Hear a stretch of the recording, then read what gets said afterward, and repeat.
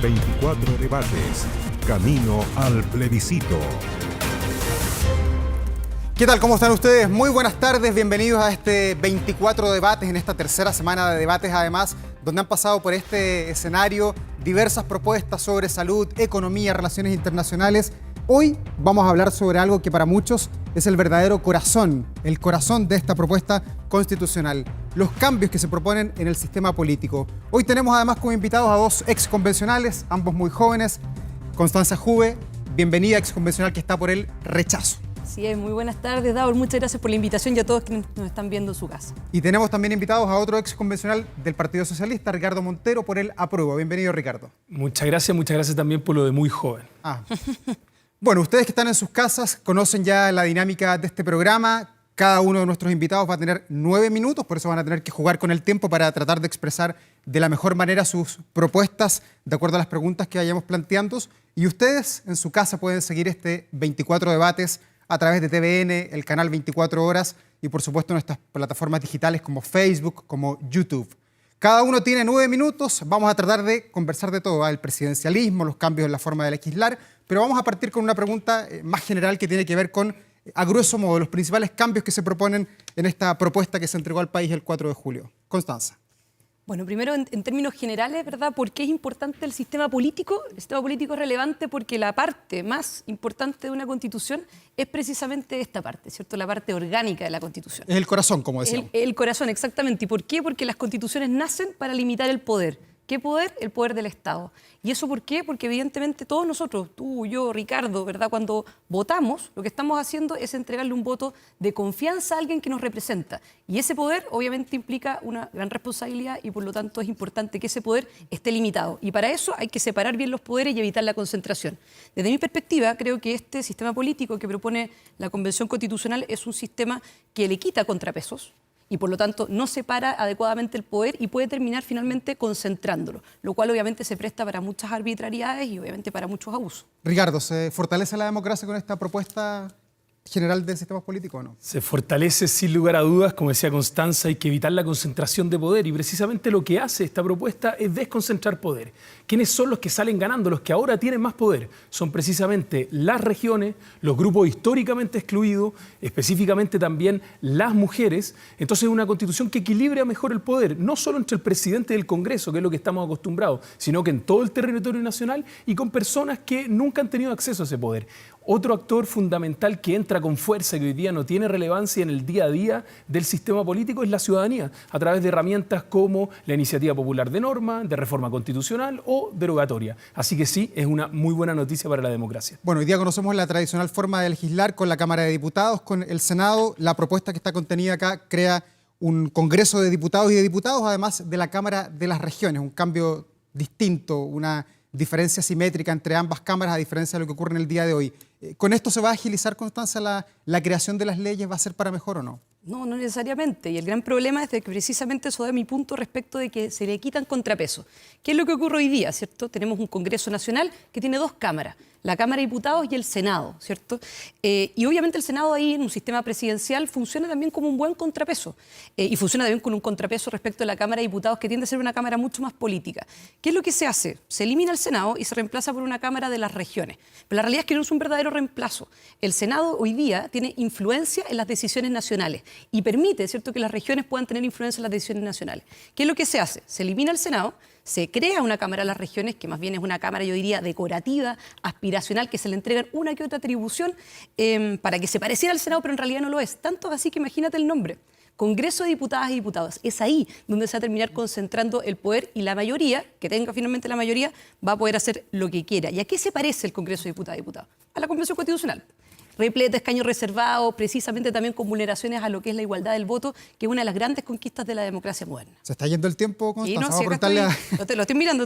Vamos a preguntarle a Ricardo Montero sobre este punto. La gran premisa es más democracia y no menos democracia. No le tengamos miedo a la democracia, a los órganos colegiados. ¿Pero la Cámara de las Regiones es decorativa o no? No, para nada. Tiene un montón de atribuciones. Es asimétrica, sí, pero tiene un montón de atribuciones. Por ejemplo, la acusación constitucional. Más del 80% de las materias las va a conocer la Cámara Cámara de las Regiones. La tramitación parte siempre en el Congreso de Diputadas y Diputados, pero más del 80% de las materias pasa necesariamente por la Cámara de las Regiones. Segundo nivel de asimetría, es de una sola línea. No vamos a estar dando vuelta con cámara de espejos como tenemos ahora, en que las leyes se estancan en cualquiera de las dos cámaras porque hacen exactamente lo mismo. Y lo tercero que hay que definir todavía, y eso se va a definir por ley, es la comisión mixta. Si no hay acuerdo entre las dos cámaras, ¿cómo se define? Comisión mixta. Y ese procedimiento todavía no está y tiene que estar mandatado por la ley. Entonces, tenemos una Cámara que representa más fuerte a las regiones porque tiene una representación territorial igualitaria, independiente del número de población, y un Congreso de Diputadas y Diputados que efectivamente tiene la representación poblacional. Ricardo, ¿y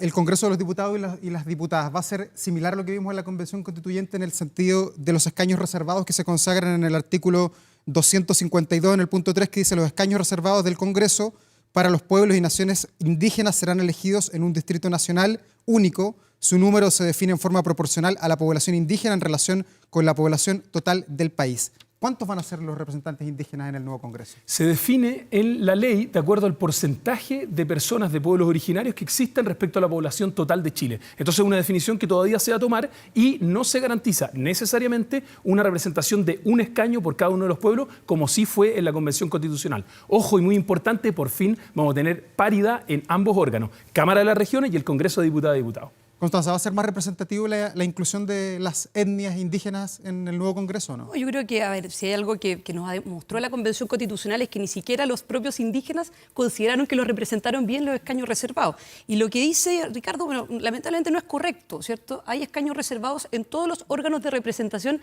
nacional, regional e incluso comunal, en los consejos municipales. Por lo tanto, este tema de los escaños reservados no se le puede bajar el perfil. Al menos va a haber un escaño reservado por pueblo indígena, como hay 11 pueblos y naciones indígenas reconocidos, bueno, al menos 11 escaños reservados en el Congreso de Diputadas y Diputados.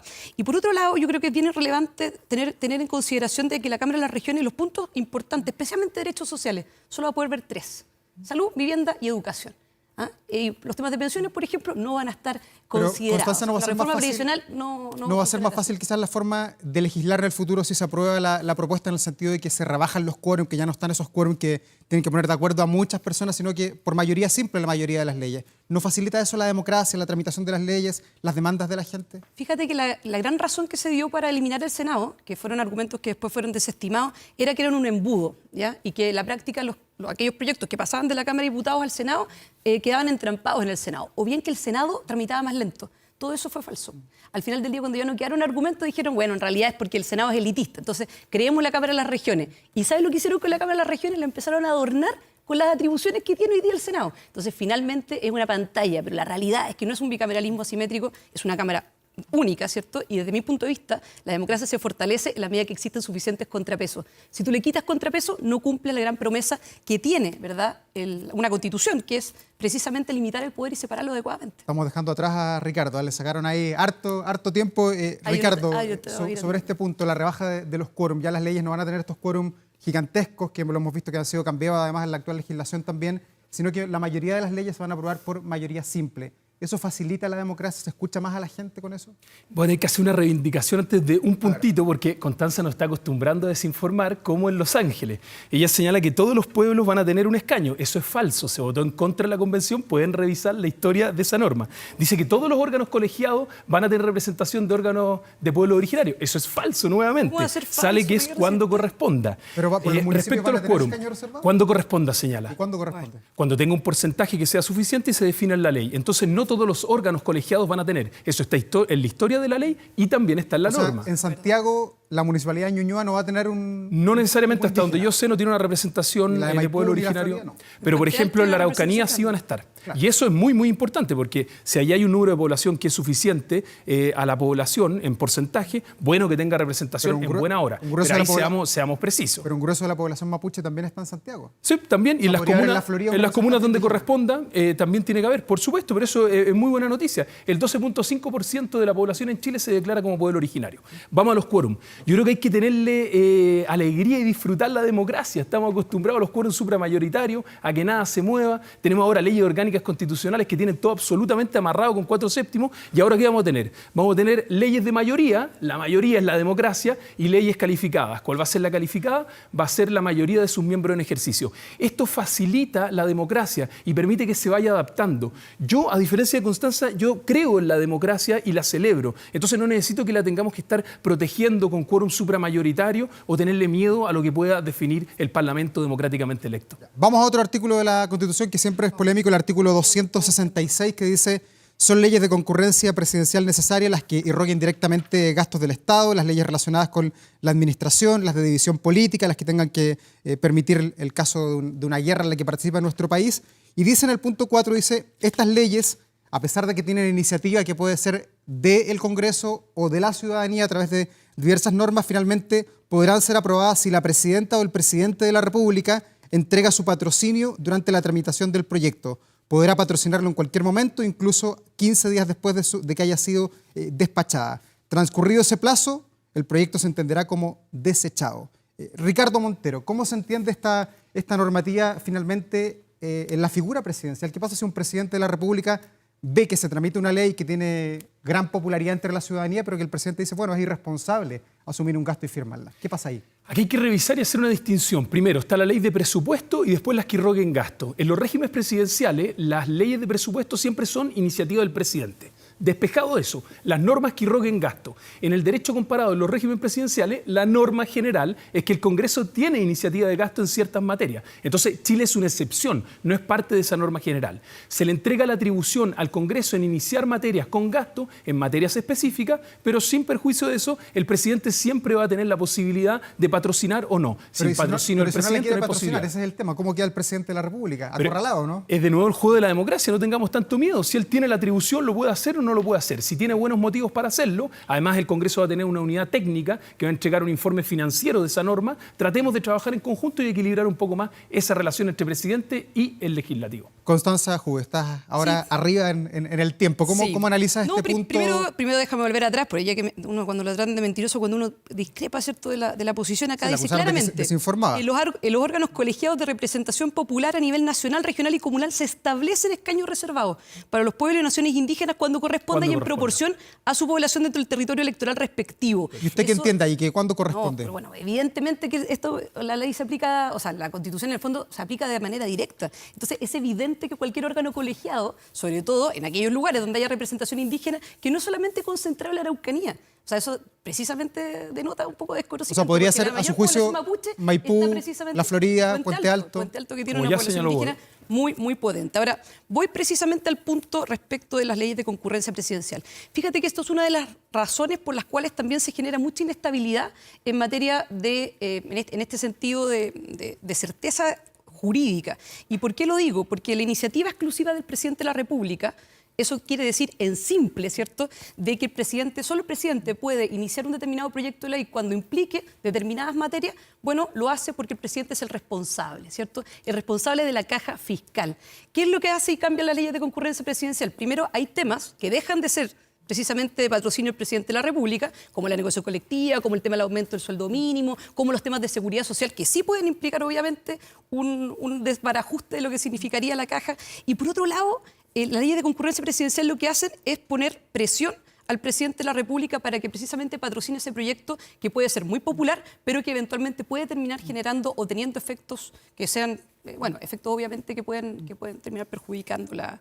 A propósito del presidente de la República, vamos al artículo 280 y 284, que tiene que ver con los requisitos para ser presidente de la República o presidenta de la República. Hoy día se debe tener 35 años. La propuesta constitucional dice que de 35 se baja a 30, y a diferencia de lo que ocurre hoy, en que el presidente no puede ser reelecto inmediatamente, esta Constitución propone que el presidente pueda ser reelecto inmediatamente, como en Estados Unidos, por ejemplo. ¿Esto es para mejor, Ricardo? ¿No es un fortalecimiento de la democracia de alguna manera o no? Sin lugar a dudas, bajamos el requisito de 35 a 30. Yo no sé qué hace diferente una persona de 30 o 35, son 5 años de experiencia, pero no necesariamente lo hace mejor. Se baja a 30, me parece una edad razonable. Y la reelección, respecto a la reelección, yo entiendo que es un debate que está... ¿El último año el presidente haga campaña y no se dedique a gobernar? Es que hay argumentos a favor y en contra. Otros dicen que 4 es demasiado poco y que no se alcanza ni siquiera a gobernar ni proyectarse a futuro. Me parece el debate válido. Yo soy partidario, como se da en Estados Unidos y en otras partes, solamente una reelección. Constanza Juve, ¿30 años es suficiente para ser presidente? A ver, yo creo que un poco la experiencia de este gobierno ha demostrado de que eventualmente puede ser un tema la experiencia, ¿ya?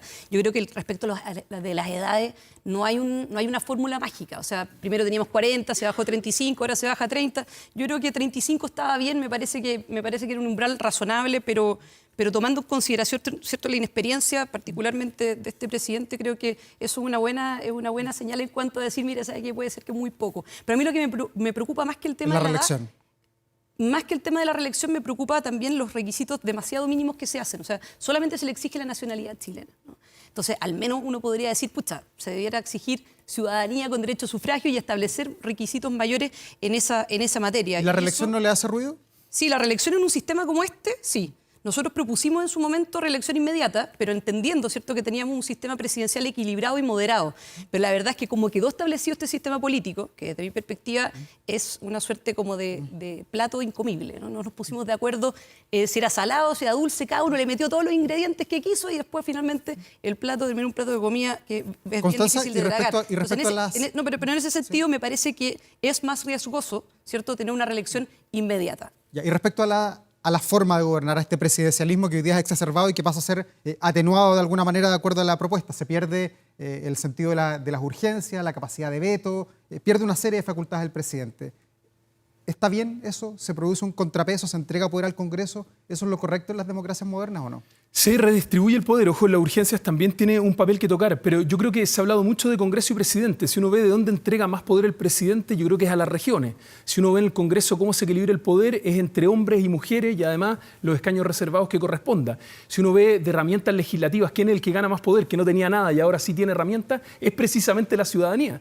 Entonces, este juego democrático, que sea más vivo, que sea más dinámico, que sea más equilibrado, a mí me parece una excelente noticia. Y con eso, por cierto, se fortalece la democracia. Pero, Ricardo, al presidente le quedan buenas herramientas para poder gobernar, para tener el timón del país, ¿o no? De partida tiene la ley de presupuesto, está a cargo de todo el territorio, está a cargo de las policías, de las Fuerzas Armadas, de las relaciones internacionales, tiene la iniciativa en el Congreso. Si esas no son buenas atribuciones y no mantiene un presidencialismo en forma, incluso entregando más poder a las regiones y a otros actores, a mí me parece que es una buena forma de proyectarse al futuro. Como está, no hay legitimidad suficiente, está claro. Como está, no hay una forma rápida y expedita de tramitar legislativamente. Entonces esas son cosas que fueron parte del diagnóstico y que acá en esta propuesta, sin lugar a dudas, se mejoran. Constanza Juve, ¿se puede gobernar con las herramientas que este texto constitucional, esta propuesta, le entrega al presidente o presidenta de la República? Depende, porque en el caso del presidente de la República es del mismo color político que la mayoría del Congreso, ahí se va a producir la concentración del poder entre el gobierno y el Congreso, ¿cierto? Ya. Entonces ahí obviamente se genera riesgo de abuso y arbitrariedad porque el presidente de la República va a poder hacer lo que quiera teniendo una mayoría simple en el Congreso de Diputadas y Diputados. En el caso dado que no sea así, en el caso que el presidente de la República tenga, sea de un color político o una coalición y que el Congreso de Diputadas y Diputados sea de otro, bueno, evidentemente que en ese caso quien va a tener la manija va a ser el Congreso de Diputadas y Diputados y el presidente no va a poder hacer absolutamente nada. El veto que se estableció es un veto básicamente testimonial, con las leyes de concurrencia presidencial y con mayores iniciativas que se le entregan al Parlamento, va a ser muy difícil en ese caso para ese presidente gobernar.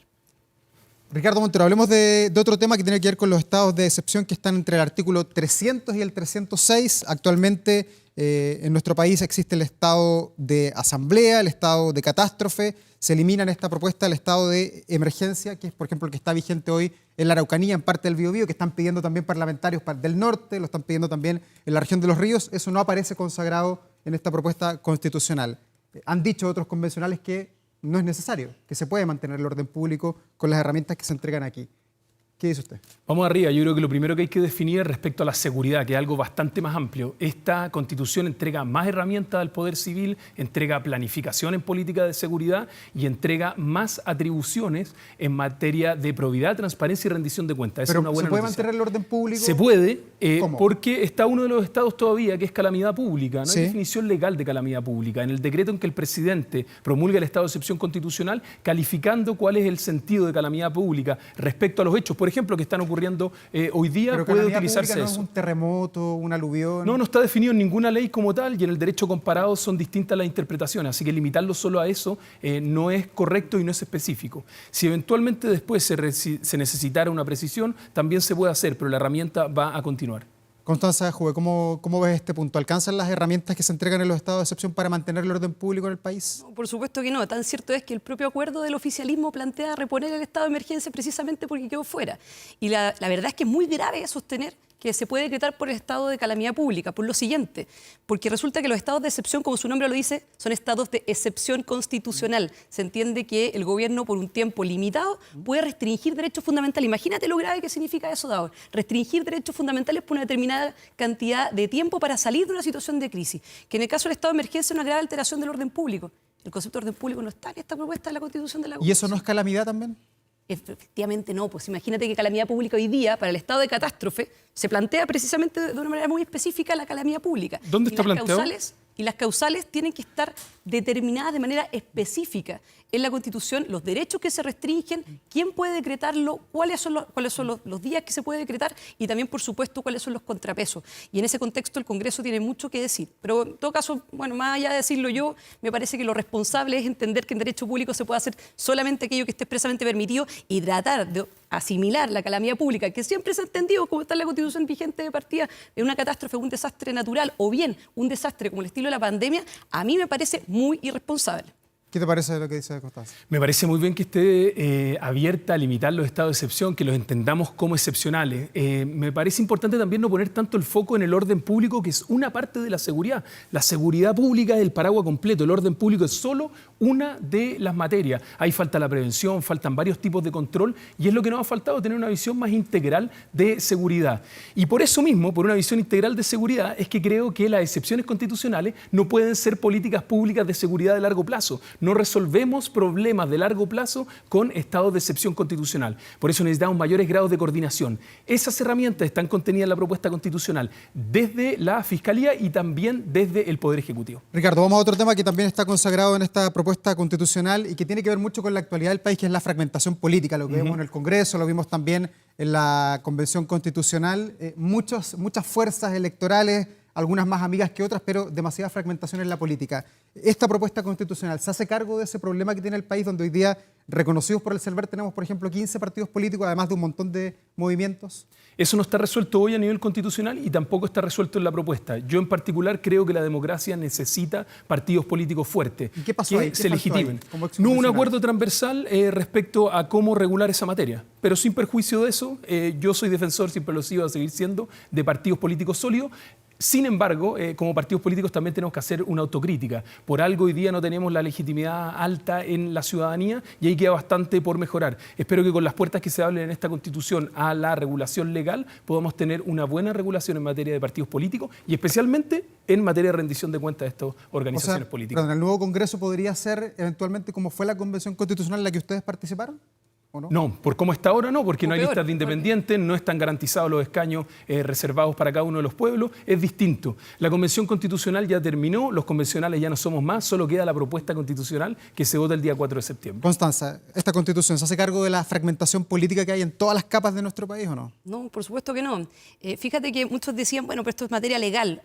A ver, regulamos el derecho al ocio, al fomento de la lectura, el derecho a placer sexual, pero resulta que el tema del sistema electoral, al menos las bases del sistema electoral, debieron haber quedado establecidos en la Constitución de la Convención porque juegan un papel constitucional muy importante. Entonces, de esa perspectiva, no se hace cargo el tema de la fragmentación política.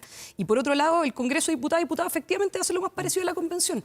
Piensa que es al menos 155 miembros. Los cupos supernumerarios van a ser precisamente para escaños reservados. Entonces, bastante parecido y capaz que peor porque van a ser más. Ricardo Montero, ¿qué viene para el país? ¿Gana el apruebo o el rechazo el 5 de septiembre, después de...? Una precisión, voy a aprovechar que todavía me queda un poquitito de tiempo. La fragmentación. 1:05, claro. Y con esos 2 segundos más. La fragmentación que tenemos hoy día la regula la actual Constitución. Parece que la propuesta es como mágica. Los problemas de atrás, de adelante, cualquier tipo de problema se tiene que hacer cargo. Hoy tenemos fragmentación porque la actual Constitución tampoco lo regula. Y ese problema es problema de la actual Constitución. ¿Qué es lo que viene para adelante? El debate constituyente continúa. Si gana el rechazo, tenemos una Constitución que está desechada por el 80% de los chilenos y hay que ver cómo seguimos adelante, porque nadie ha planteado todavía cuál es la propuesta, no la he visto al frente y no la he visto en los partidos de la derecha. Si gana el apruebo, se abren las posibilidades de una nueva Constitución con pilares como el Estado Social y Democrático de Derecho, como democracia paritaria y como más poder para las regiones. Esa Constitución tiene que ser implementada a través de una serie de leyes y la democracia sigue su curso en buena hora. Constanza, si gana el apruebo, ¿están aquí contenidos los elementos para poder derogar o cambiar normas, que es una de las cosas que más se ha publicitado, que van a haber iniciativas de norma que pueden aparecer desde la ciudadanía con ciertos porcentajes dependiendo de lo que se pueda modificar, pero también está consagrado acá que con el 25% del padrón se puede eventualmente llamar una nueva asamblea constituyente? Sí, pero bueno, la Constitución va a ser mucho más difícil de reformar que la Constitución vigente. Con la aprobación de los 4/7 del proyecto de reforma constitucional, esta Constitución de la Convención, para todos los temas importantes, va a requerir plebiscito 2/3.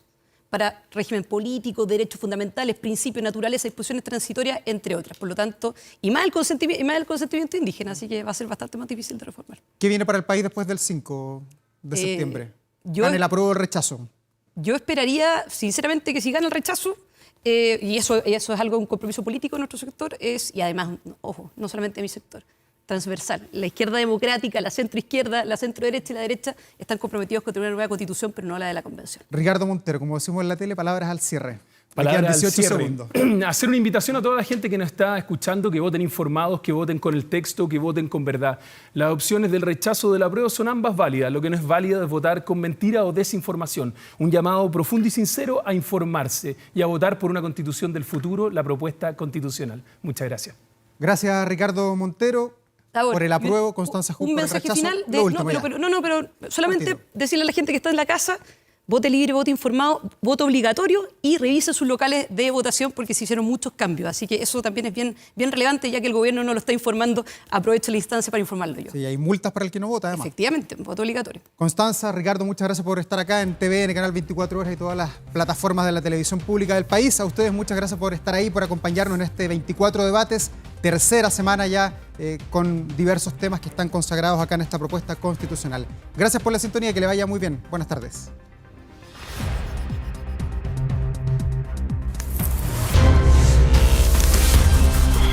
...24 debates... ...camino al plebiscito...